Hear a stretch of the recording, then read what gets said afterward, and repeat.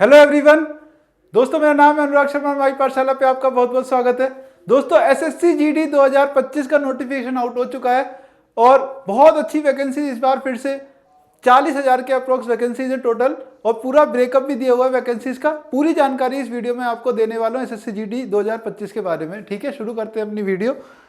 देखो सारी की सारी जो यहाँ पे जानकारी है जो आपको सबसे पहले जाननी चाहिए वो ये है कि जो है ऑनलाइन एप्लीकेशन आपकी स्टार्ट हो गई आज से ही, है ना, और 14 अक्टूबर तक ये रहने वाली है। ठीक है, और लास्ट डेट जो है वो 14 अक्टूबर ही है। सही है, और लास्ट डेट ऑनलाइन पेमेंट की 15 अक्टूबर हो जाएगी। फिल करने की ऑनलाइन एप्लीकेशन देने की 14 अक्टूबर हो गई। और आपकी जो विंडो एप्लीकेशन जो करेक्शन की विंडो ओपन होगी वो आपकी ओपन होगी 5/11 से लेकर के 7/11 के बीच। ठीक है, मतलब कि नवंबर में जाके। और एग्जाम आपका कब होगा, जो सबसे जरूरी जानकारी, एग्जाम आपका जनवरी-फरवरी में होगा। यानी आपको फॉर्म भर लेना है 14 तारीख से पहले पहले अगले महीने की। ठीक है, और आपका एग्जाम होगा जनवरी-फरवरी में। ये दो चीजें आपको सबसे जरूरी जाननी थी। ठीक है, नेक्स्ट देखते हैं, वैकेंसीज की बात कर लेते हैं। वैकेंसीज टोटल जो है वो 39,481 है, जहां पर 35,000 से ज्यादा वैकेंसी टोटल यहाँ पे मेल की है। अगर मेल की बात कराएं तो 35,000 से ज्यादा है। ठीक है, 39,000 से ऊपर टोटल वैकेंसी बन रही है, जहाँ पे फीमेल की वैकेंसी अलग से है। ठीक है, 3,800 से ऊपर। तो यहाँ पर पूरी वैकेंसीज का ब्रेकअप दे दिया एसएससी ने इस बार। वैसे एसएससी टेंटेटिव वैकेंसी लिख के छोड़ देता था, लेकिन इस बार पूरा ब्रेकअप दिया है। जैसे आप देख सकते हो कि बीएसएफ में वैकेंसी 13,000 से ज्यादा है, जहाँ पे जनरल की वैकेंसी 5,000 से ऊपर है। ठीक है, 5,500 के अप्रोक्स। अगर सीआईएसएफ की बात करोगे तो टोटल वैकेंसी 6,000 से ऊपर है और जनरल की वैकेंसी 2,700 के अप्रोक्स है। ठीक है, अगर आप सीआरपीएफ की बात करोगे तो 11,000 से ऊपर टोटल वैकेंसीज और वहां पे जनरल की वैकेंसी ये नहीं। ठीक है, इस तरह से पूरी की पूरी जानकारी इसमें है। ठीक है, नेक्स्ट देखते हैं, अच्छी वैकेंसीज हैं।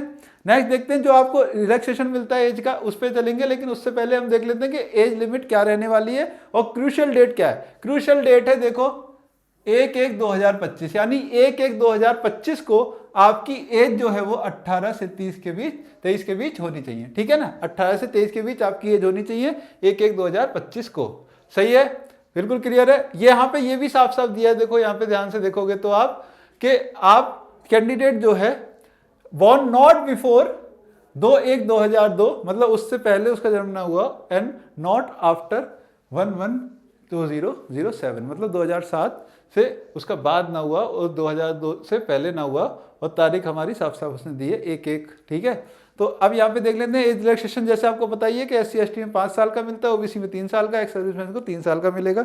ठीक है, और यहाँ पर गुजरात राइट्स वालों के लिए कुछ है, जो चिल्ड्रन गुजरात राइट्स में विक्टिम्स थे उनके लिए 8 ईयर्स का। ठीक है, 2 राइट्स दिए हैं यहाँ पे, दोनों गुजरात के ही दिए हैं, 1984 और 2002 वाले। ठीक है, उनको रिलैक्सेशन मिल रहा है 8 और 10 साल का।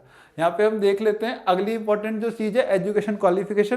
क्रूशियल डेट याद रखो 1/1/2025 ही है, एजुकेशन की बात हो या फिर एज की बात हो। यहाँ भी क्रूशियल डेट आपकी जो है 1/1/2025 है। यानी कैंडिडेट्स को जो मेट्रिकुलेशन यानी कि 10th पास होना चाहिए 1/1/2025 को। सही है, हर हाल में।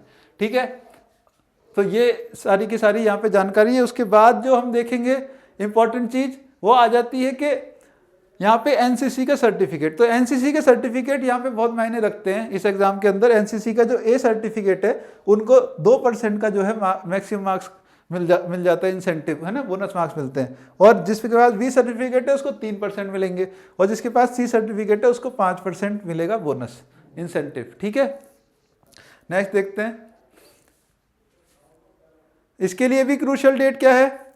क्रूशियल डेट एनसीसी सर्टिफिकेट के लिए भी 1/1/2025 है। दैट इज एनसीसी सर्टिफिकेट जो है must have been issued on or before 1/1/2025।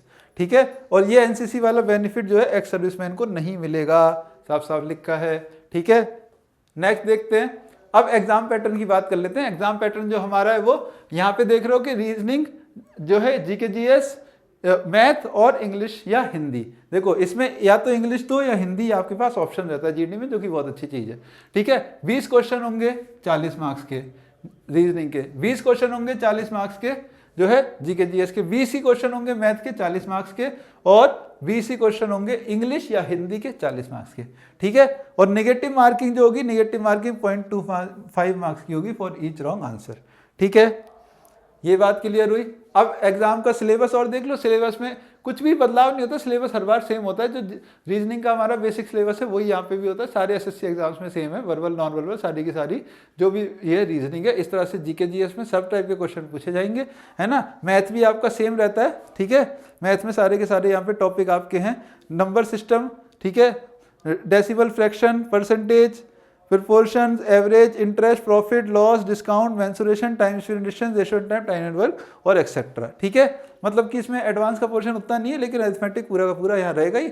और इंग्लिश हिंदी में तो इन्होंने बहुत ज़्यादा डिटेल में सिलेबस भी नहीं बोला है, बेसिक वो लैंग्वेज सिलेबस है हमारा, है ना। फिजिकल स्टैंडर्ड की बात कर लेते हैं, क्योंकि ये भी इसमें होगा, आपका फिजिकल भी होगा। तो यहाँ पे अगर मैं बात करूँ तो फिजिकल स्टैंडर्ड की जब मैं बात करता हूँ तो आओ देखते हैं, ठीक है। जो इवेंट होंगे कुछ इस तरह से होंगे कि मेल को 5 किलोमीटर जाना होगा 24 मिनट के अंदर, और फीमेल को जाना होगा 1.6 किलोमीटर 8.5 मिनट में, ठीक है। और फिर मेल को जो है एक और जाना होगा 1.6 किलोमीटर 7 मिनट के अंदर, और फीमेल्स को 800 मीटर 5 मिनट के अंदर, ठीक है। ये लद्दाख वालों के लिए, ठीक है। चलो नेक्स्ट देखते हैं। हाँ, अब यहाँ पे आता है कि आपका फिजिकल मेजरमेंट्स किस तरह की होनी चाहिए। आपकी हाइट मेल के लिए 170 सेंटीमीटर होनी चाहिए, उससे कम पे बात नहीं बनेगी। फीमेल की 157 होनी चाहिए, ठीक है। और यहाँ पे देखें तो अब रिलैक्सेशन है हाइट में भी, जो कैंडिडेट एसटी मतलब शेड्यूल ट्राइब के हैं उनको रिलैक्सेशन है, ये सारे रिलैक्सेशन आप देख सकते हो, ठीक है। वैसे ओवरऑल बात की जाए तो 170 और ये यहाँ पे 157 सेंटीमीटर है, ठीक है। नेक्स्ट देख लेते हैं कि चेस्ट का मेजरमेंट कैसा मांगा जाता है। चेस्ट मेजरमेंट में अगर मतलब एक्सपेंड नहीं किया गया, आपने फुला नहीं रखा है, तो जो है 80 होना चाहिए, और एक्सपेंशन आपका 5 सेंटीमीटर के अराउंड बन जाएगा, ठीक है। अगर आपने एक्सपेंड नहीं कर रखा है तो 80 सेंटीमीटर का चेस्ट यहाँ पे चाहिए, ठीक है। और फिर इसमें भी रिलैक्सेशन होते हैं, बाकी सब जो है जैसे कि शेड्यूल्ड ट्राइब्स के लिए, फिर कुमाऊं, डोगरा, मराठा, जो बाकी एसटी उनकी और कैटेगरी है उनको यहाँ पे जो है रिलैक्सेशन इसमें भी होते हैं मेजरमेंट्स में, ठीक है।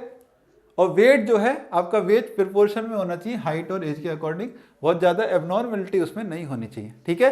तो एसएससी जीडी 2025 के बारे में ये सारी की सारी जानकारी मैंने आपके साथ शेयर करी। मैं उम्मीद करता हूँ आपको वीडियो बहुत इन्फॉर्मेटिव और बहुत काम का लगा होगा। अगर आप माई पाठशाला से जुड़ करके तैयारी अपनी करना चाहते हैं, या किसी और एग्जाम की भी आप तैयारी करना चाहते हैं, जो भी क्वेरी करना चाहते हैं, आप इस नंबर पर कॉल करके हमसे पूछ सकते हैं, ठीक है। इसी के साथ मैं अनुराग शर्मा आप लोगों से विदा लेता हूँ। नमस्कार, जय हिंद।